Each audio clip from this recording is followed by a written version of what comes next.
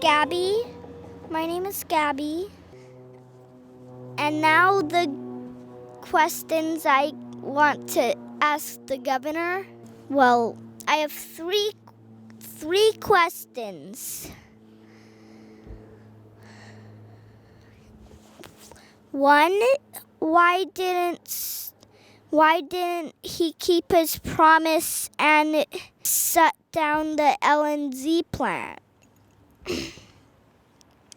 And my second question is, does he really want to release the pollutants into the river, because the animals in the river gave up their lives to give us power to survive? And three, does he really like the good air and good water? Because if he would have shut down the LNG plant is releasing the pollutants into the water, and the river or the water is going it goes into the Olympia well, and the Olympia well goes into the water source, and the water source leads to everything in the planet's water. So if we would drink water, we could get really sick and die. There were people there that I had to ask, and then they were going to ask the governor because the governor is busy. Well, the feeling of my warm toesies, and like the water is so fun to play with. It's just amazing there.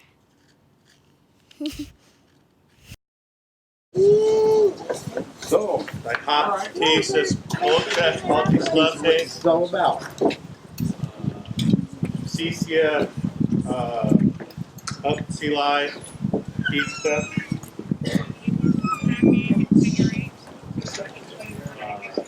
Squat setups, Chud. Butlachi B, Dubitsi, Chud.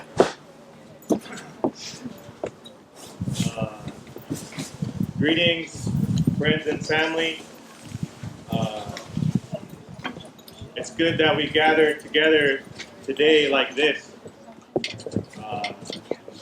My traditional name that I share with my father on my Yakima side is Upsilai. My taxpayer name is Jeremiah George. And I'm an enrolled Squaxin Island tribal member. And I raised my hands to all of you. I'm going to sing a blessing song to get things going. But I just want to express my appreciation for the organizers. And I apologize if I forget any names, but Noel is the main name I can remember at this moment. But I know that there are others behind the scenes, like those making the tea and laying out some of the food, and as well as some of the cultural art expressions over here. It's something that I believe is creating a positive impact for not only tribal people in taking the holiday of today that is recognition of someone who never really set foot on the continent and didn't have the rosy story that we're all taught in grade school. And as far as my own experience, it's good to have this push nowadays to have acknowledgement to indigenous people of this continent, because it permits us to have a narrative that we can relate to, as some of that same energy is going into implementation of curriculum into our schools that is specific to our indigenous history. So, and that's bigger than myself, bigger than anything that I can do. But I want to thank the organizers of today for an opportunity to have an acknowledgement from our tribe. As I think that sometimes in the Olympia, there's a bit of misperception, because Olympia is a hub for our state and federal government, and we have a lot of demonstrations by tribal people that include others than Squaxin. So sometimes when other organizations want to give land acknowledgement or to pay respects to tribal people, they often name multiple tribes when they think of Olympia. Olympia is Squaxin ancestral territory. We at our Squaxin Island tribe, we want to make that clear that this is Squaxin territory. Not to disrespect any of the others. As I said, this is a hub for a lot of our business that we do, working with the state government, and a lot of our tribal representation from multiple tribal communities come here. So I believe that when that mix-up happens, it's in good intent. People have good spirit. They intend not to offend, and I think that is a good place to come from. But again, I just want to reiterate, this is Squaxin Island territory.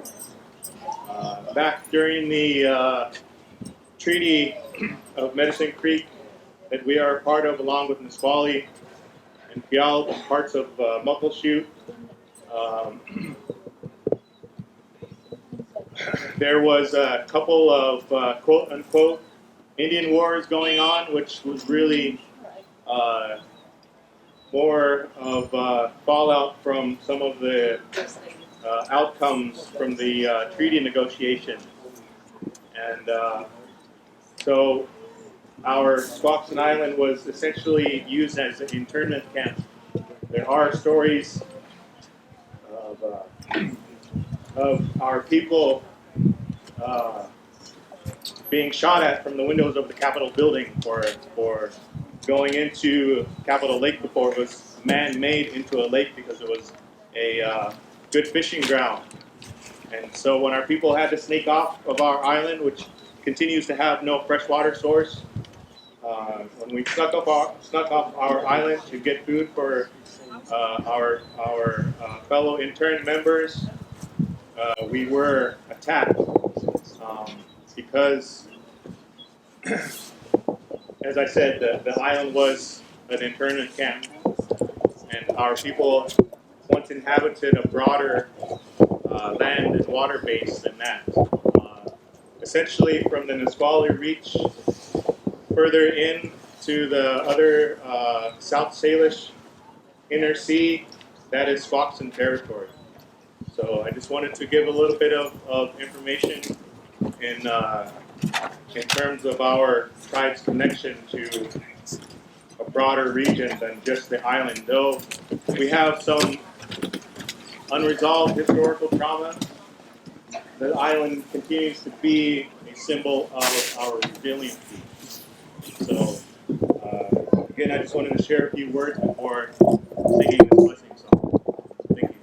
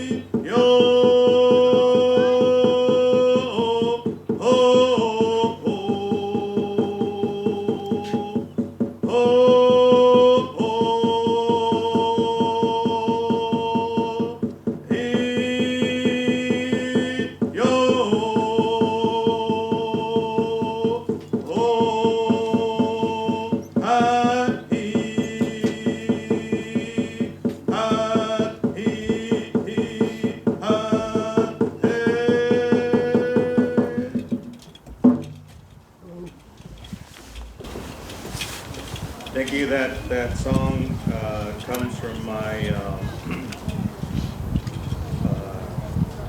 great grandfather on my mother's side,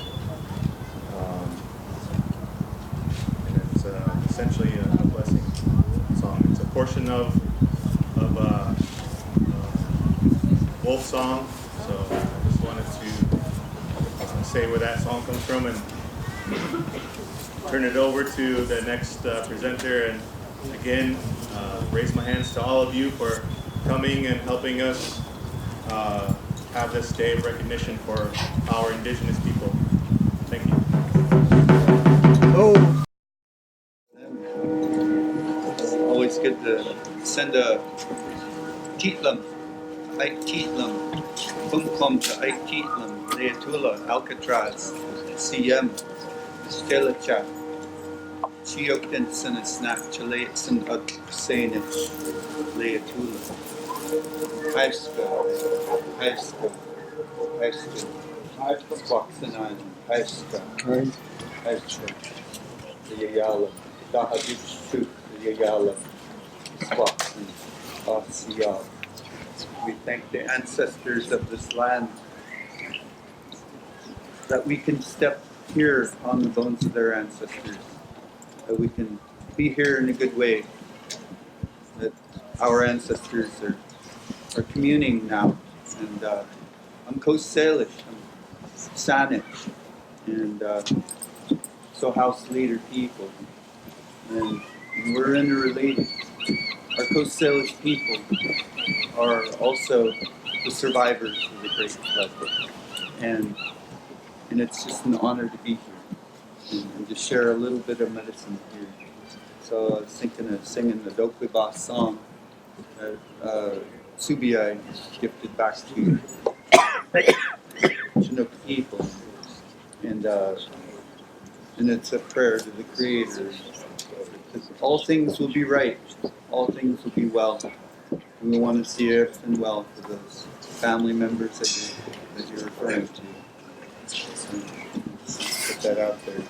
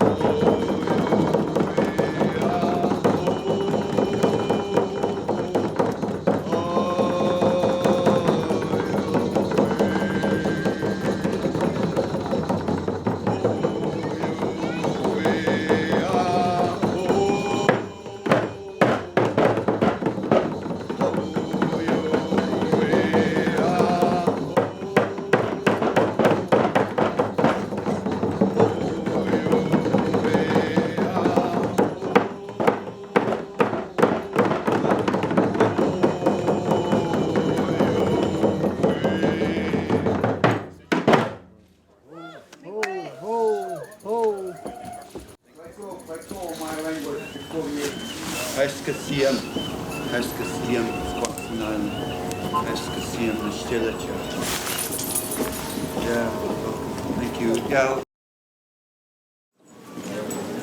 I want to acknowledge the Squaxin tribe for allowing us to come into their territory to do these events.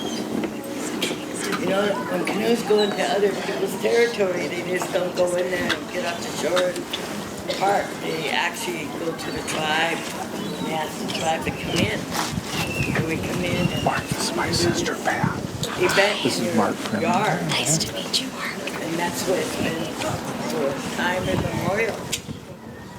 You know, we worked with the Squaxins, with the Squallies, with the Puyallups. I'm from Puyallup, but I grew up on the Nisqually River.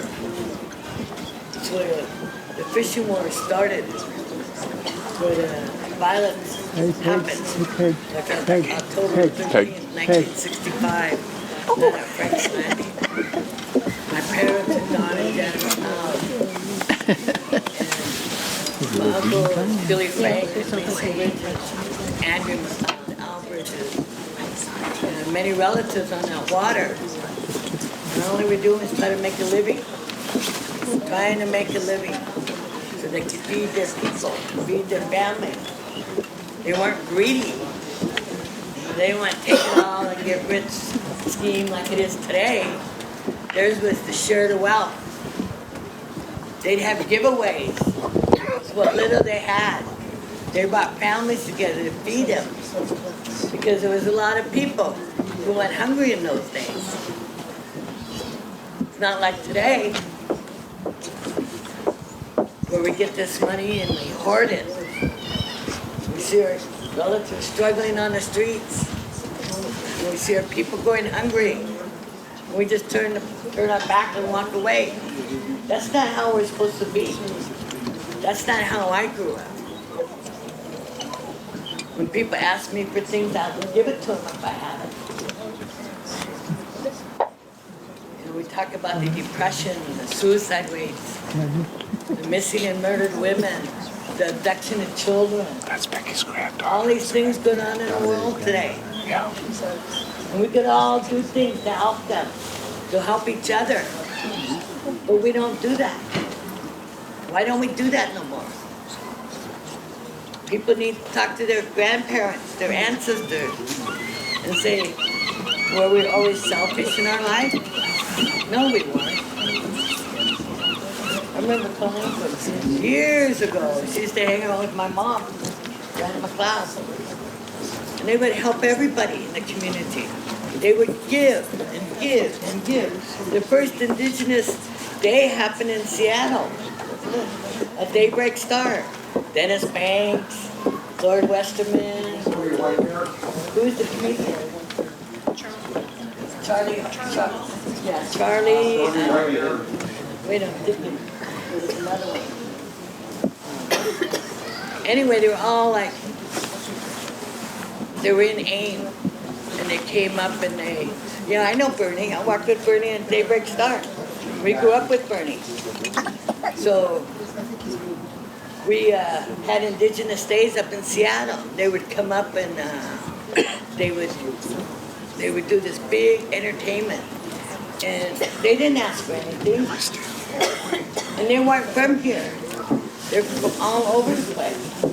And they would come up, cook a meal for them, and they'd entertain our people with songs and jokes and tales of the American Indian movement. My mother was a co-founder of the American Indian movement. We were at Daybreak Star when we took it over.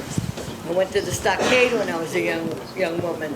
There's a whole bunch of us that worked on that Daybreak Star. But there's a lot of things going on that happen, historical events that happen that nobody talks about. Nobody knows about who these people are. And I'm sitting here thinking, like, would I yell at somebody if they were talking? No, I would not. It's a matter of respect. Somebody's talking, to raise your hand, but don't be yelling names at them. I don't like that. People who kind of catches you off guard, you know, of what you're talking about.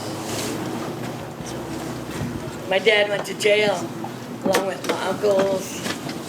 You're big here. 6 of them went to jail. They were in jail for a long time when I was a little girl. And I just cried. I couldn't touch my dad. Couldn't touch none of them. They're behind a metal box. And I could look at it, it was through a little square like that had bars on it. I was like 8 or 9 when that happened. Then they kept fishing because that was the way of life. They didn't get help from the government like everybody thought we did. Oh, the Indians are giving handouts. No, those are treaty rights from when they stole our land, when they invaded our land, when they invaded our waters. These waters were pristine waters. The salmon would go, my grandpa talked about, you could walk across the back of the salmon in our waters. You can't do that today. You can't swim in it, you can't drink the water. You can't do nothing like that today. They're still trying to build. They're still trying to put these plants up. And a lot of these people that are putting these plants up, they come from overseas. Like Christopher Columbus, come from overseas, you know? But I just want to thank Squaxin Island and the people who put this event on. The only one I know really is Brian. And I brought my granddaughters down to learn some of the history and to see what I do in my life. I settled in Olympia. I went to school at Evergreen State College. Yay, Greeners, Gooey Ducks, go Gooey Ducks. Built the Longhouse at Evergreen. And after that, helped create the Northwest Native American Basketball Association. It's wonderful to see these baskets out here. It's always good to be in the company of baskets and basket weavers. Find people, good-hearted people. And I'm actually here to talk about the census and voting. And I look at it like to take the census and voting, like if you know about basket weaving, you know how you take a couple of strands of material and you push it on your thigh like that. And you twist it into a really nice, strong line. And you might find some of that on these works that are here. But I think of the vote and census, being counted, stand up and be counted. It's so important because so many things are determined by our population figures. And oh yeah, I got my master's degree in public administration at Evergreen. So I started talking policy wonk stuff, I'm sorry. But that's where, yes, I was an activist. Yes, I am an activist. I will always be an activist. And sometimes you got to take action behind the scenes. You got to stand up, you got to vote. You've got to be counted. You've got to participate in the census. You got to show up. You have to show up and show up like you're doing today. Show up. This is the most important thing, is to show up, right? So I've got materials over here on this table about the census, and there's water bottles and things. You can take them for yourself. I've got posters up here. There'll be more posters. We're just getting started. I am working with a contract with the Na'iliki Fund. That is a Native women's organization, a nonprofit organization that works in Seattle, basically, but they serve Native women across the state. And they have asked me to come in and help them with community outreach and education. Get out the vote, sign up for the census, show up, make your voice heard. And I can't even encourage you enough to do this. It's so important. So the numbers are there for our congressional representation. It's based on census numbers and population. the money that's given out to communities, it's based on population and data and census figures. And so if you don't participate, you can cost your tribal community, for instance, $3,000 to $3,500 per year, and it goes for 10 years. They only do the census every 10 years. That's $30,000, and that's only just without even counting inflation. So, yeah, it matters. It matters financially. It matters politically. If you want to make things happen in your community, you got to show up. That's all I have to say. I just want to put that message out there. Thank you.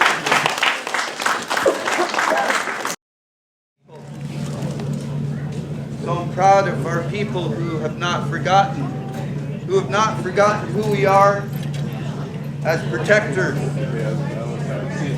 That's who we are. We are the people who have held sacred promise upon these lands for 30,000 years, time immemorial. We worked hard for the children's future, always, throughout those tens of thousands of years. Throughout those tens of thousands of years, we co-created paradise here upon our Coast Salish lands and territories. In the blink of an eye, in 150 years, that big old monstrosity over there, as Robert Satayacum calls it, the concrete cash register. The people inside of those buildings, they have brought a dis-ease to our land. They have brought a dis-ease to our waters. Or you can do it now. And our world can no longer afford that. Our world can no longer afford the direction of colonialism in the form and shape that it's in. Because we have real numbers on what they've done with the bodies of our people and our children gone missing. We know exactly what they have done in a short period of time. The annihilation rate of these people, the way that they push that will upon all of us, is at 95% in the Salish Sea. I can only speak of our territory. I don't know elsewhere on Turtle Island. But I have people that do real number crunching on right where we live here. And 95% of our ancient forests here in the Salish Sea annihilated because of that lack of an elder. That lack of a council of elder women fiercely guiding them towards life, saying you will only go towards life. That's who we are. That's who we've always been. We are elder society people. We come from people where elders raise children. People sometimes who walk upon the bones of our ancestors do not know the first thing about Indian native education and native governance. We are very strict people. And so I'm here to tell you that our elders raise the child from the first breath and even before, all the way through their life. Every moment that they breathe, they hear the teachings of an elder standing up in front of our great Chakaitlung, our O'o, our intellectual houses, sharing with the people the things that have been passed on from an elder to a child for tens of thousands of years of how to live inside of the circle of life, how to be a human being, and what those responsibilities are. These poor Shushabak people who are in there making decisions for each and every one of you and your children's future have laid an annihilation rate here in the Salish Sea is 95% ancient forests gone, 95% of natural animals annihilated here, 95% of our human beings, indigenous human beings annihilated at the sickness of that. And I'm here to let you know that we're standing up today. We're there at the Capitol. We walked almost 50 miles from Tacoma LNG all the way to Stitchoff, that village site right there. we have not left. And we will not leave until Janesley declares climate emergency, because that's the state of the world in which we live in, where millions of children are rising up around the world crying out to give me a future. Give us a future. With a dying world staring in the eyes, they're crying out to the adults in these buildings, give us a future. We're standing with them. We worked with them in this walk. And I'm here to let you know that this era, that era of death for life, must come to a close as soon as possible. Right now, we cannot afford what they're doing to our children, doing to our salmon, doing to our Kopolamachin, doing to the future of all of our people and everything that we've ever loved. They've already taken 95% of everything that we've loved here. I hate to be a realist. On such a glorious, beautiful day celebrating Indigenous. But I'm here to deliver a little bit of understanding of the world that we live in and how much work we have to do here.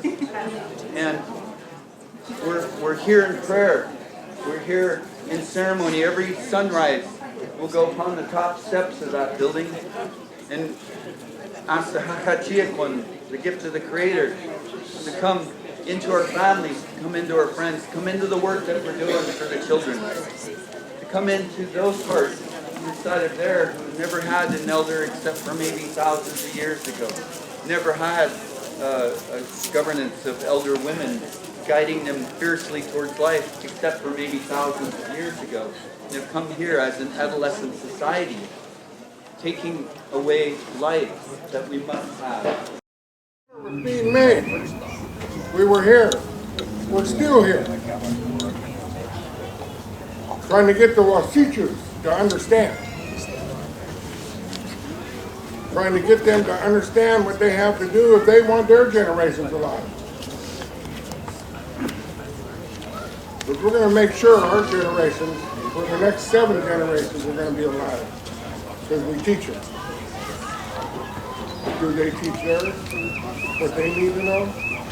No, they're teaching them stuff. But they're teaching them how to survive as a white man. Take. Money. You know, it's pretty soon, something's going to come here. Because Mother Earth is going to change it. And when she does, who will survive? I will.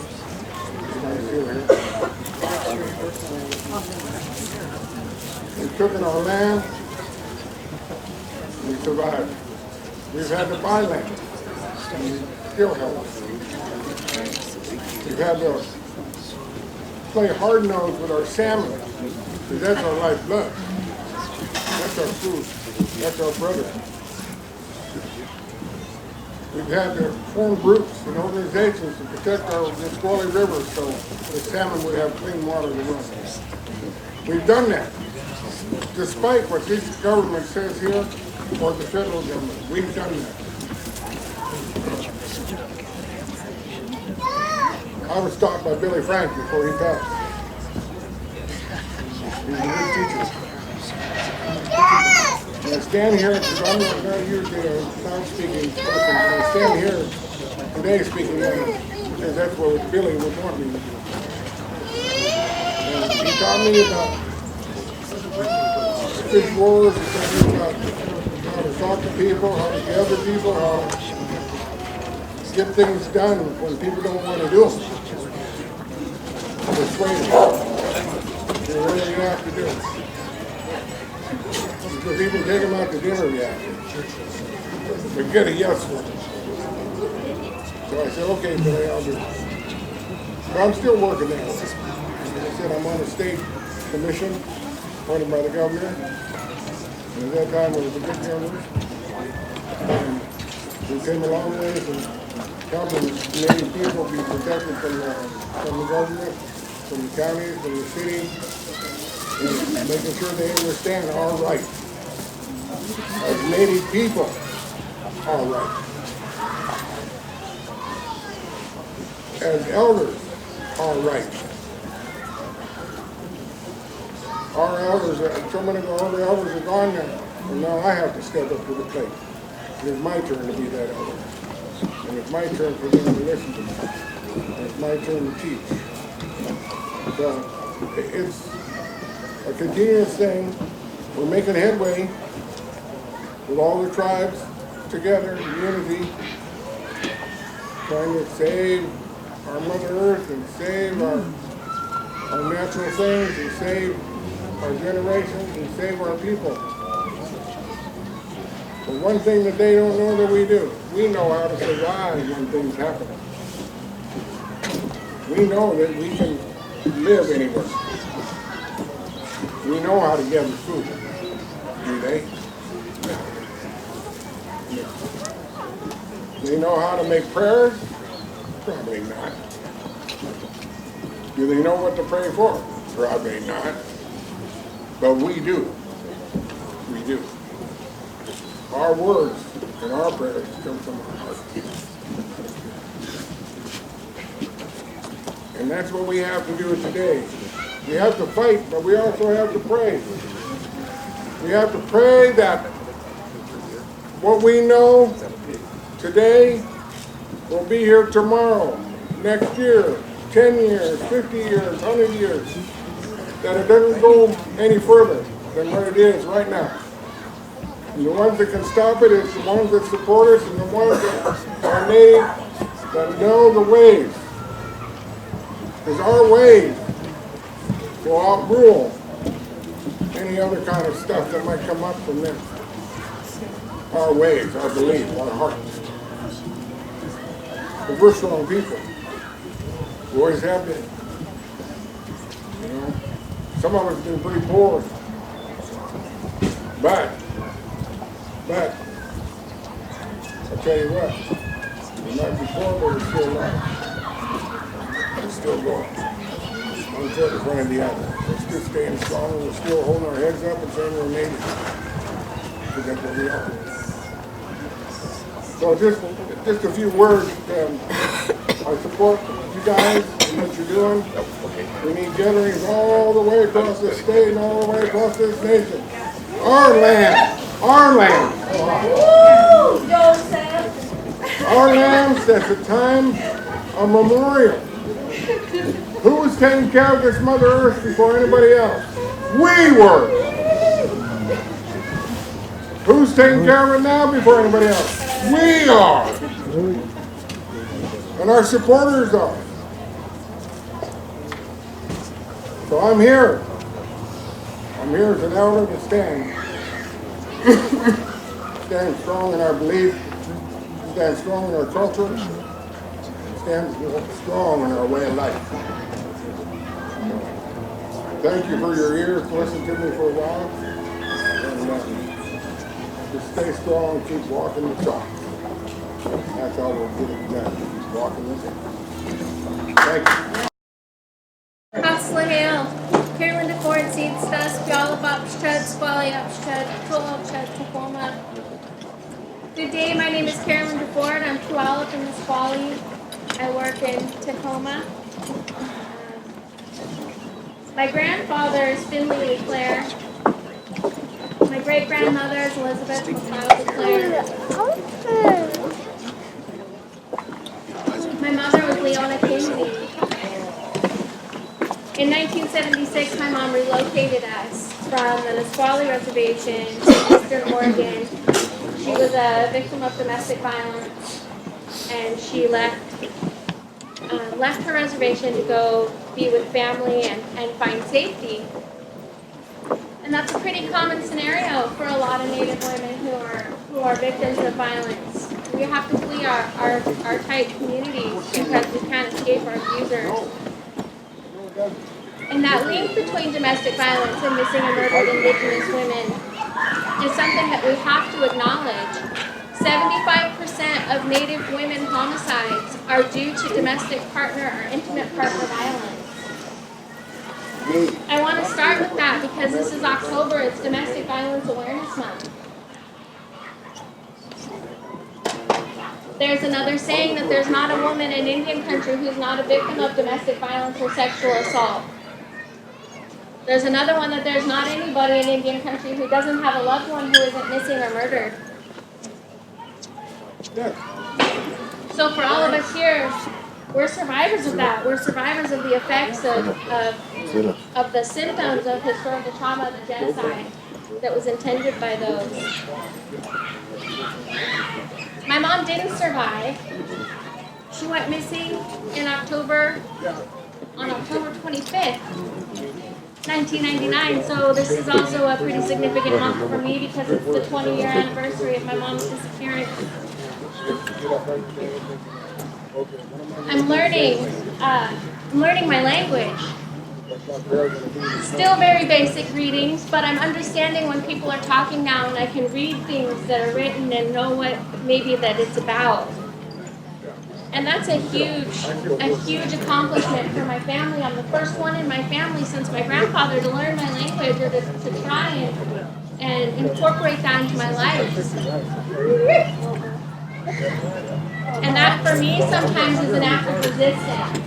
That I'm still here. We're still here. My son is 24 years old, and I grew up in Eastern Oregon because my mom was fleeing, so we didn't grow up on the reservation, and I didn't grow up with knowing what it meant to be Indian. I grew up with my cultural identity, knowing that I was Native and knowing my family's stories, but not knowing what they meant, not knowing the water that those stories happened on.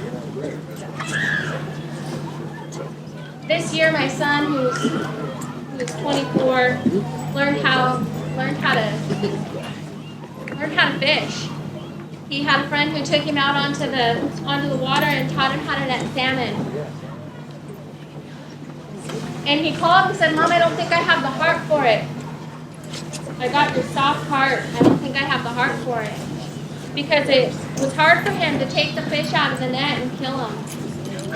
And then the next day he called and said, "I learned that if I tell them I'm sorry that I have to do this, but I appreciate their life and I'm going to feed my family, I don't feel so bad." And it reminded me that those teachings are in our DNA. Those things, our spirit knows what to do. We know to thank it for its life. We just have to be reminded. He knew it didn't settle well with him, just taking him out of the nest. And he remembered, his spirit remembered. So I was talking to him and telling him some stories that I had been told about your spirit remembering and thanking it for its life. Thank that salmon for those animals that give their life for us, for our sustenance, for our families, for our children. And he learned on his own he feels better with that. And I thought that was very beautiful, and I told him that he doesn't have to be ashamed of not knowing those things because he's learning. And there's so many other people out there that are learning our language, learning where we come from, learning the promises that our ancestors have made to those salmon people, to the water, to Mother Earth, and appreciating them all on their own because a heart says that this is the thing that feels good. So he said he didn't feel so bad and he thinks he can keep doing it. But I say that because my son is the first since my great-grandfather to come back and fish on our river. We're still here. I never thought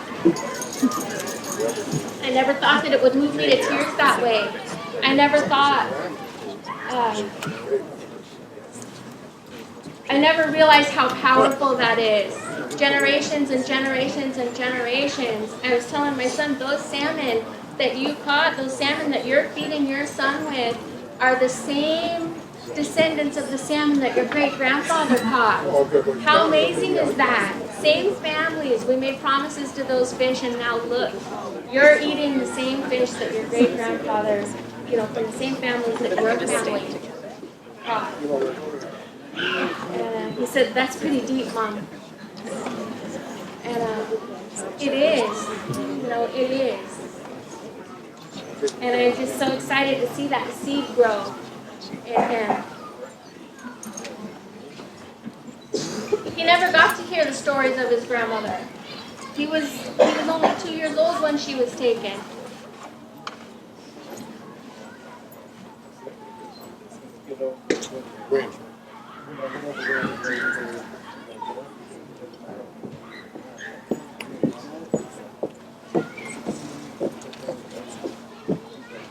It's a deep subject, and sometimes the things that I come up here and things that I'm going to say,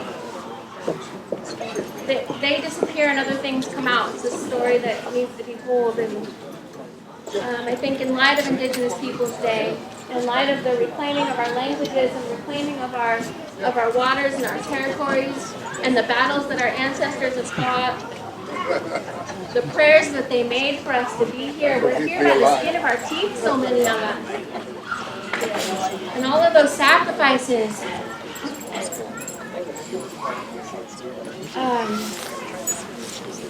Missing and murdered Indigenous people.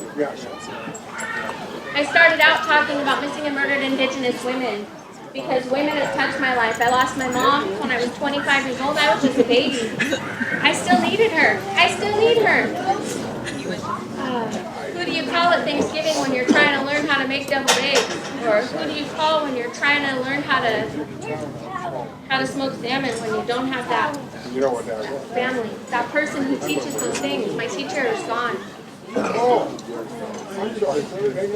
My cousin, Lenore Davis Lawrence, is Puyallup and Nisqually, and she was murdered in 2002. She went to help a friend who was escaping a domestic violence relationship.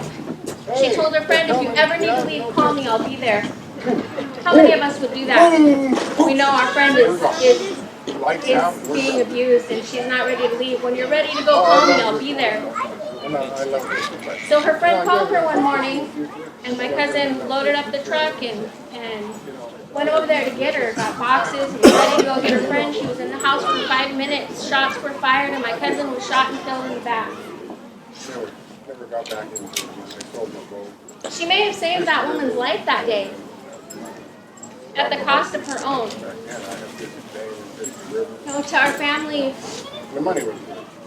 she's a hero, she was brave, she did something that any of us would have done. Our friend is in a situation and calls us for help and we go. Her grandchildren never got to hear her stories. Her daughter lost her mom when she was only 9 years old. We need our moms. We need our moms our whole life. I'm 46 years old and I still need my mom. What that does to our communities, this isn't just one woman that was taken. This is one woman whose daughter and sisters and mother and aunties and cousins are all affected, and those children. And the spider web that sends out when somebody's taken from our community, whether that's our women or our men, we need our men. We need you guys.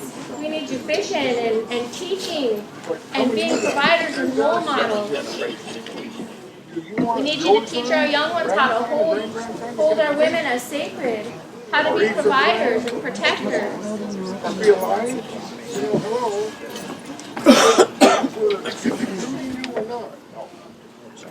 I used to talk about MMIW because that's how it affected me. And I started to do more research and share more information and notice that there's so many men in these lists missing. And looking at that, at the time of colonization, when they first started taking our people, they were taking our men on the battlefield. They were taking our men out in their hunting camps. And that left our families and our women and children back in their villages, defenseless and easy targets. And that saying, I try to make this connection in my head between a nation can be conquered when the hearts of the women are on the ground. When our protectors are gone, when our warriors are gone, when our providers are gone, and our women are left to mourn their sons and husbands and fathers and uncles and brothers who've been killed. It's a lot easier to take over nations when you've taken on the protectors, providers, and role models and teachers, the teachers of culture.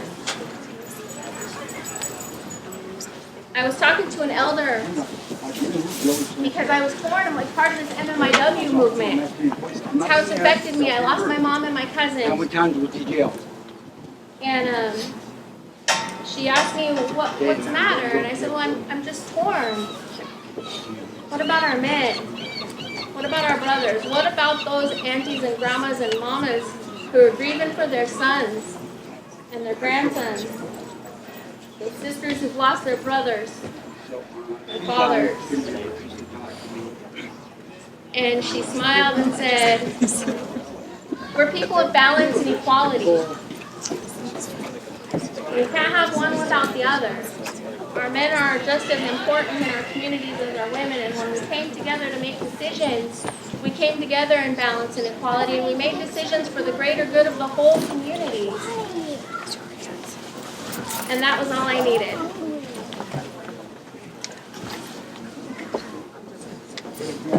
We're still losing our men at high rates. We're losing them to incarceration, homicide, gang violence, suicide, opiates, you name it.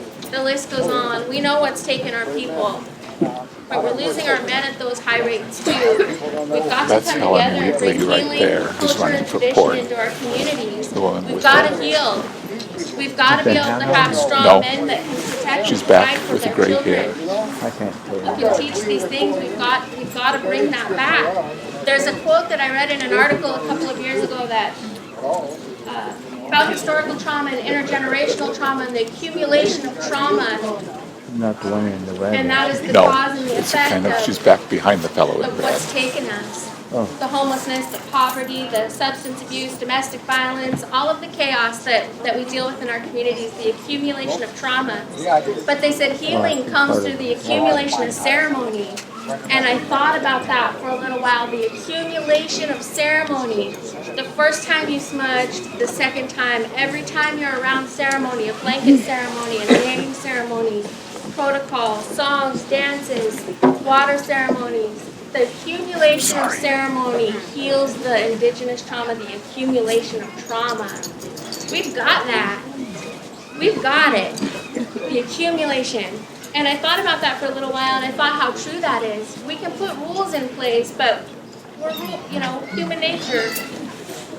If that rule doesn't mean anything to you, you're not going to follow it. But the accumulation of ceremony and adopting the values of the traditions of that ceremony, you practice and you automatically start taking up the norms of the community and the culture that you're surrounded in. Whether that norm is to respect your elders, to respect Mother Earth, to respect the water, to protect and provide for our children, to treat women as sacred, to be a tight community where everybody belongs and finds unity.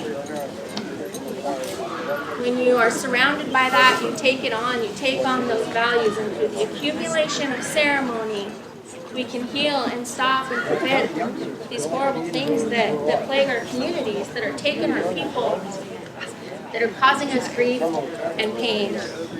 And I thought that was really beautiful when you think about it. You go from people being doing ceremony with you and for you and healing to you, and then you recognize when you need it. I need to smudge, I need to pray, I need to think, I need to reground, I need to talk to my elders. You recognize when you need ceremony. And then you can start to share. You recognize when your friends need it. Let's smudge. Let's go down to the water. Let's pray. Let's sing a song. We can start to recognize and share ceremony. And then as we advance in that accumulation of ceremony, we become more teachers or providers. And as you advance, you take on those values and you hold yourself to that esteem, to that level that you've grown to. And I thought that was really powerful. Another quote in that article of the accumulation of ceremony was, you can only heal indigenous wounds and indigenous pain with indigenous healing and indigenous medicine. And the accumulation of ceremony is our medicine. I just think that's so hopeful in such a dark subject. Washington State is ranked number 2 in the country for missing and murdered indigenous women. Tacoma was number 6. Seattle was number 2 or number 1? Number 1. I've read so many statistics, I get them a little cluttered. But this is something that we can heal through culturally appropriate services that are provided in our communities, through embracing one another, through calling out violence when we see it. And calling out doesn't have to be a finger in your face. Call it out. Call out violence sounds so confrontational, but it can simply be taking someone aside and saying, how are you doing? That looks like you need a little bit of help. Are you okay? I feel like you're stressed. Let's talk. By sharing your teachings and sharing some ceremonies, sharing your traditions, embracing one another.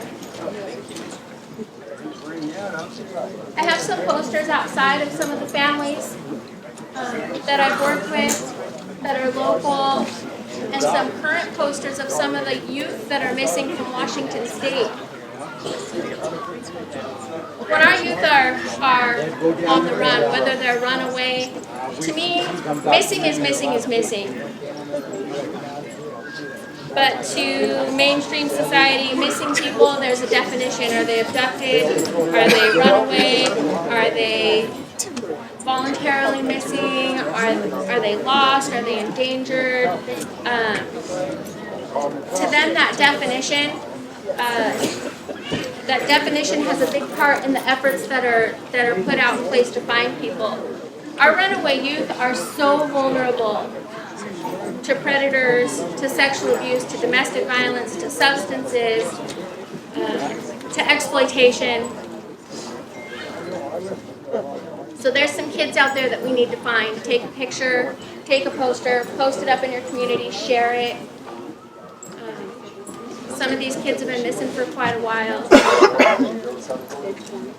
But thinking about the causes of our people going missing, our high rates of homelessness. All over the country, homelessness is a problem. We don't have affordable housing. So how we support that and getting out that vote, getting out there and voting and making sure that your voice is heard, because if they don't count us, they're not going to set anything aside for us. As citizens of sovereign nations and dependents of this country under the protection of the United States and dependents of the United States, they're failing in that obligation. No, thank God. And one of the ways that we can use our voice and exercise that is making sure that we're counted.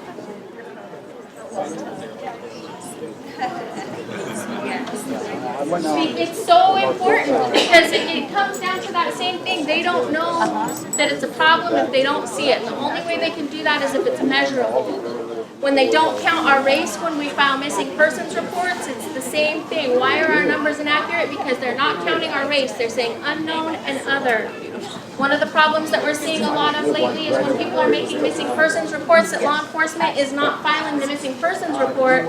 They're doing a be on the lookout report or an attempt to locate report. Those are something that is more used when somebody is like absconded from justice. That's something that should be used for finding warrants or that kind of thing, not for finding runaways or missing youth. If they're be on the lookout or an attempt to locate, they don't get put in NCIC in the same way, they're not searched in the same way, they're not put in NAMUS or the National Center for Missing and Exploited Children. We're seeing more and more of this, and it's another way for them to not count, to not have to expend the resources to find our folks. We shouldn't be having to count on systems to do that anyway, right? Because our ancestors didn't. They didn't wait for a system to fix something for them. If it needs done, do it. My auntie would say, if you see it needs done, do it. Okay, well, somebody's got to find these kids. So let's share those posters. Somebody's got to be their voice.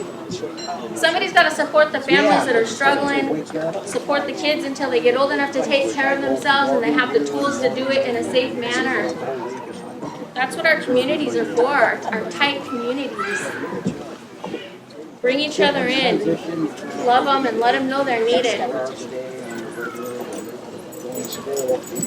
Last year we passed House Bill 1713 to delegate 2 Native American liaisons in the state, one in Eastern Washington and one in Western Washington, with the purpose and the intention of supporting families who have missing people and also helping Washington State Patrol create policies and procedures for responding to missing Native Americans.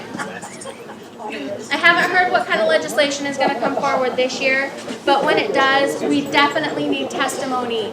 We need people who have lived experiences, who have input, who have an opinion, Pardon? who have a solution to come to the table and share your Probably. voice. You want to give it a try? How many people have lost somebody? How many people in this area have somebody who's gone missing or murdered? Or more than one person who's missing or murdered? And a lot of times we don't realize, like, that doesn't have to be my mom or my sister. It could be my neighbor, the kid I went to school with. It's touched our lives. And our families need that healing of coming together. We need our voices, our loved ones' names heard, their posters shared. We need resources for cold cases.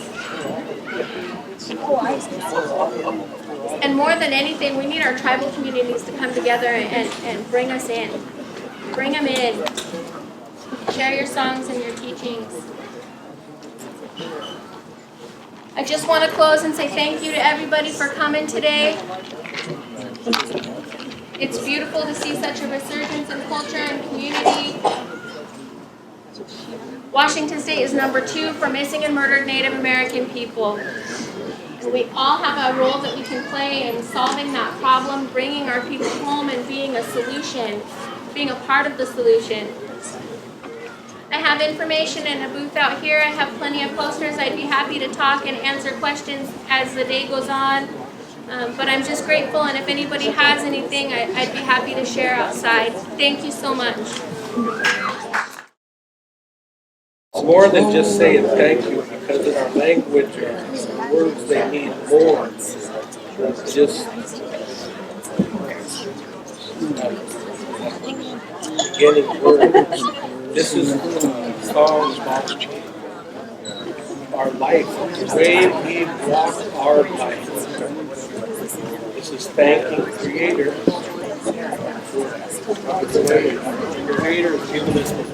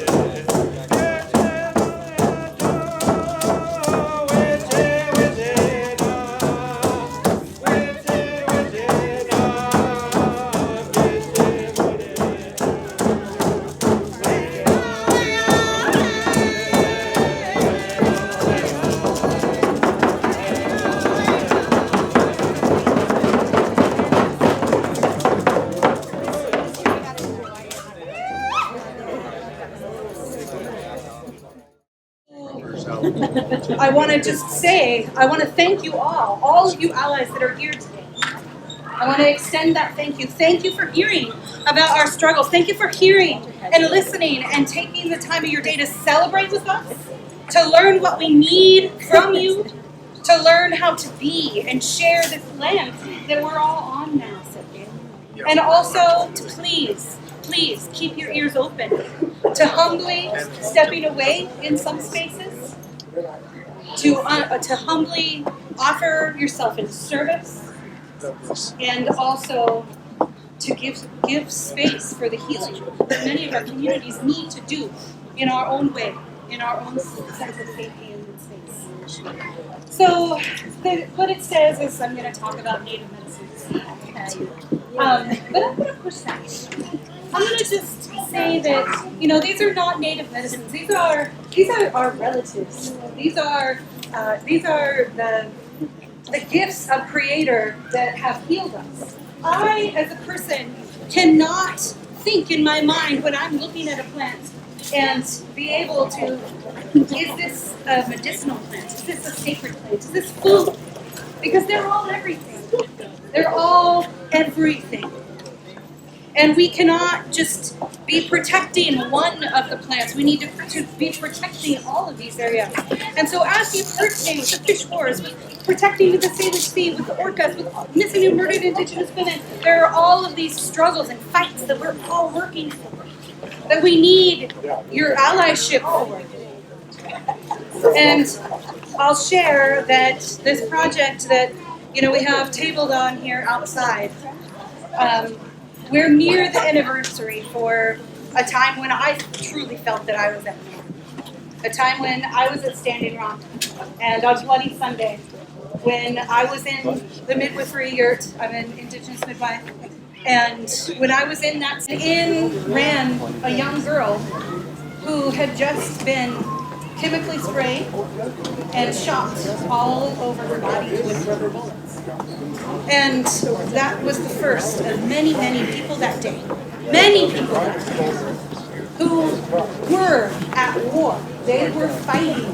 They were protecting our water, and they were abused and traumatized and harmed and carry those wounds. And while I was there, I was working with some coastal Salish people that I knew that I would be seeing again at Canoe Journey, that I knew that had deep healing that they needed to continue with.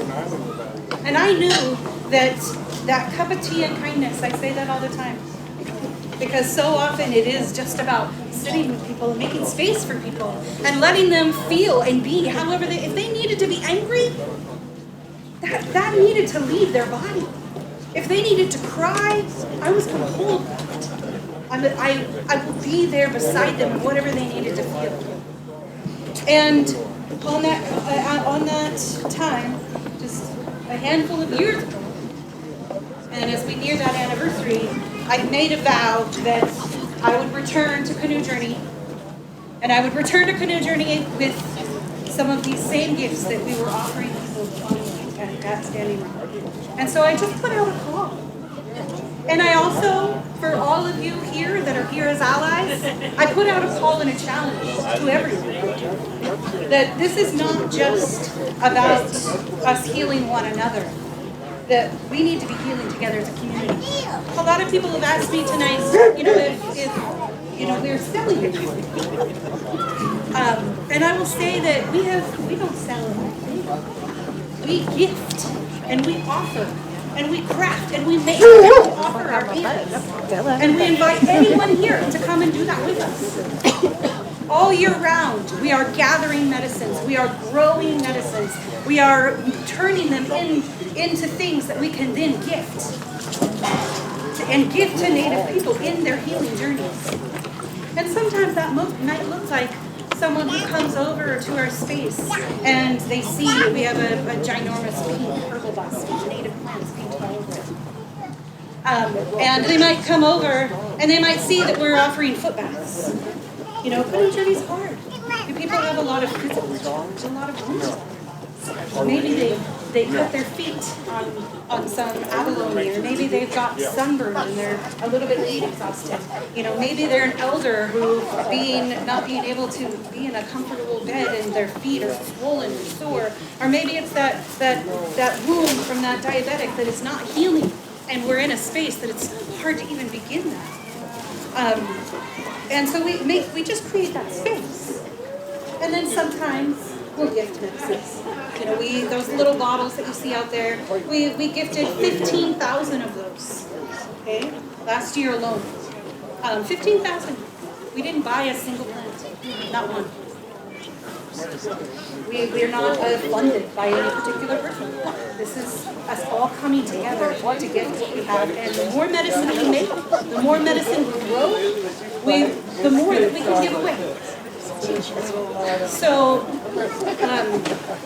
with this project, it's not just about providing these medicines, but we're making a space where sometimes, you know, we spoke about, or it was shared about missing and murdered Indigenous women today, and the number of times that people have needed to sit and grieve, that they've needed something for their heart. It wasn't that hawthorn berry for their blood pressure, it was something for their heart. For their traumas, for all of the ways of trying to walk in this world that doesn't feel right in their DNA. The overstimulating, the ways in which we know that there's so many things that are wrong, and that we can't just sit with anymore. And they're warriors, and we're all warriors, and we need to fight, and also we need to take the time to heal things. Again and again and again and again, and get back up and continue to fight it. So I've decided I'd just spend my bit of time to challenge you all that right now, today, maybe you live on this land right here, but everyone should know whose land that they're walking on. Who are the people? What is their story? What is the struggle? These bones that are underneath our feet right now. What is their story? How do we honor them? And as we remember those bones, we can remember the earth that is above them, that is a part of them.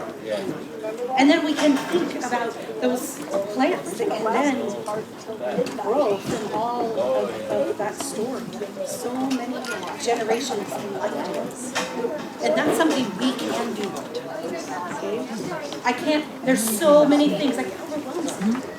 There's so many ways in which I feel like I can't. Or I feel like I don't have enough to fight, or I feel like I have nothing more that I can do to stand against so many things. It feels so good. But I can dig that down later and I can be loving and offering community for our families, for this definition of, you know, we always say about how, you know, everybody's your cousin in India. It just is. You know, and the kids will sometimes ask, you know, and I'll bring them, you know, to native events, and they're like, oh, wow, that's your cousin too?